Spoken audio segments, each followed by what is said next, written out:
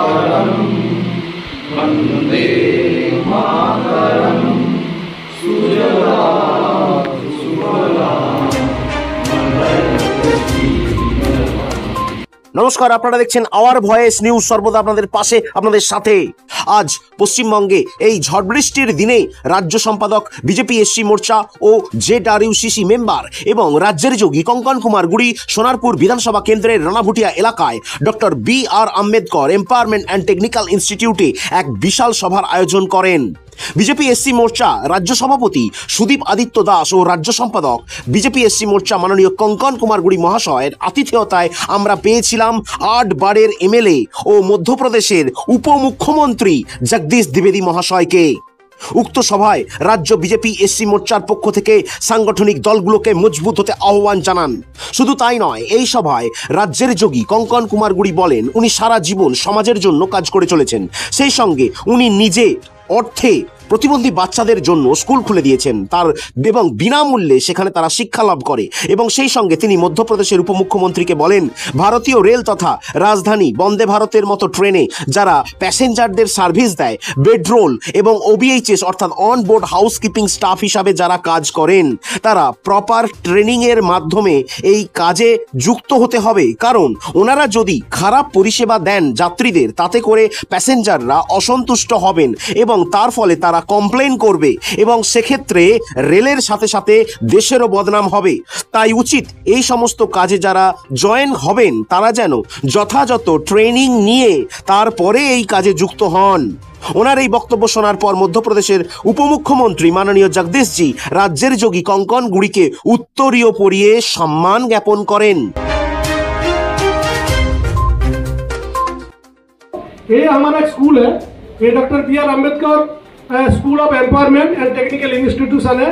ये हम खुद ही बनाया, किसी से पैसा आज तक नहीं लिया, ये मेरा अपना पैसे से बनाया। यहाँ स्कूल है, ये handicap means physically handicap and mentally handicap. ये लोग को हम लोग ट्रीटमेंट करेगा, उसके बाद उनको एजुकेशन भी देगा।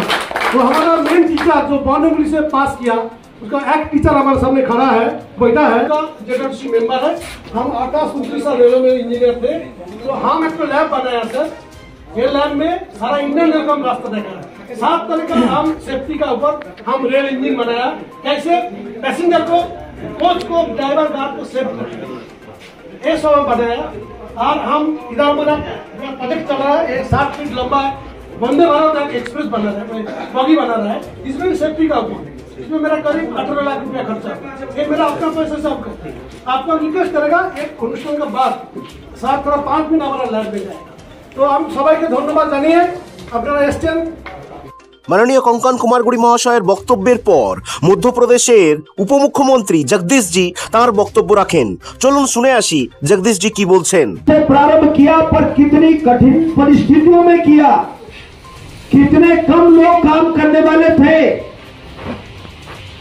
और कोई विचारधारा को लेकर के, कोई उद्देश्य को लेकर के पार्टी बनाई। कांग्रेस का कोई उद्देश्य नहीं था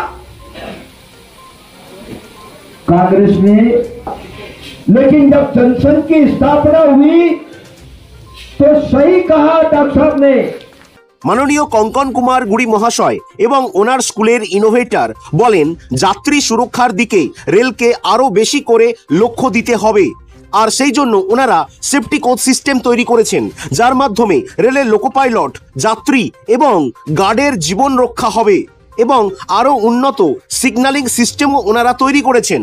শুধু তাই নয়, ওনারা আরো দেখান মেট্রোর মাধ্যমে এয়ারপোর্ট থেকে শিয়ালদা হয়ে রানাঘাটের ওপর দিয়ে কল্যাণী যুক্ত হয়ে নবদ্বীপ ধাম পর্যন্ত মেট্রো রেলওয়ে বিস্তৃত করতে হবে। তার ফলে যে প্রচুর পরিমাণে বিদেশিরা ভারতে আসছে তাদের যাতায়াতের যেমন সুবিধা হবে, তেমনি কল্যাণী এইমস যেটা তৈরি হয়েছে রানাঘাটের সাংসদ মাননীয় জগন্নাথ সরকারের অনুপ্রেরণায়, সেখানে প্রচুর পেশেন্টরা আসছে, তাদেরও সুবিধা হবে। এবং আমরা দেখতে পাই রাজ্য সভাপতি বিজেপি এসসি মোর্চা ও মধ্যপ্রদেশের উপমুখ্যমন্ত্রী জগদীশজি এবং মাননীয় কঙ্কন কুমার গুড়ি মহাশয়ের নির্মিত স্কুলের ল্যাব ঘুরে দেখেন এবং ওখানকার প্রজেক্টগুলি উনি খুঁটিয়ে দেখেন। মাননীয় কঙ্কন কুমার গুড়ি মহাশয় এবং ওনার স্কুলের প্রজেক্ট ইনস্ট্রাক্টর ওনাদের স্কুলের যে প্রজেক্ট তৈরি করেছেন তা মধ্যপ্রদেশের উপমুখ্যমন্ত্রী জগদীশজির হাতে তুলে দেন। এরকম ধরনের নিউজ পেতে হলে চ্যানেলটা অবশ্যই সাবস্ক্রাইব করুন। ভিডিওটা ভালো লাগলে দয়া করে সবার সাথে শেয়ার করুন। নমস্কার।